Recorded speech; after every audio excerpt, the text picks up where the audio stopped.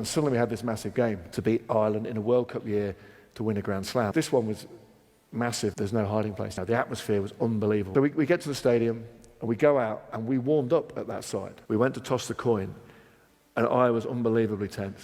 When you play a game like that, it's you against the world a little bit because the crowd's there. So I just naturally went out to the right-hand side because we'd warmed up that side. Normally when you play at a stadium, there's a tunnel and there's a changing room on either side. Most stadia are like that. The thing that set it off was the guy who asked me to move was not the referee. If the referee had said to me, "You're that side," we'd have just moved because it wouldn't have been a big deal. Now, I don't want to disrespect the guy who came out. He was in a donkey jacket, I think. It was either grounds. About 15 minutes before the game, an Irish official came up with a shirt for me to sign. I said, "Mate, go away. I'll do it after."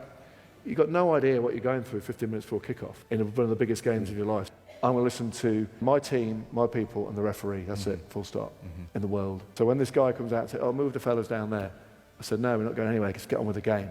And the crowd went absolutely crazy. Because they were ready, they were very hyped up. They were absolutely bananas. I've got Graham Rowntree and Neil Back next to me. And Backy just goes, "Can't move now." It's quite cringeworthy watching that, but I was looking at Graham Rowntree, he's got this silly smirk on his face. A guy in a blazer came out and said, "Oh, you've got to go that side." And I said, you know, that's when it all sort of kicked off. Did the guy who came up in the jacket not say to you, "You have to go that side, otherwise the president will have to walk on the grass"? I didn't say to that because my response to him was more abrupt. The way I remember it, and it was kicking off, there was a pause. As soon as we kicked off, the crowd sang "Fields of Athenry," and I've only had the hair stand up on the back of my neck once in my life, and that was it. You know, it was a big game, and the atmosphere was very special.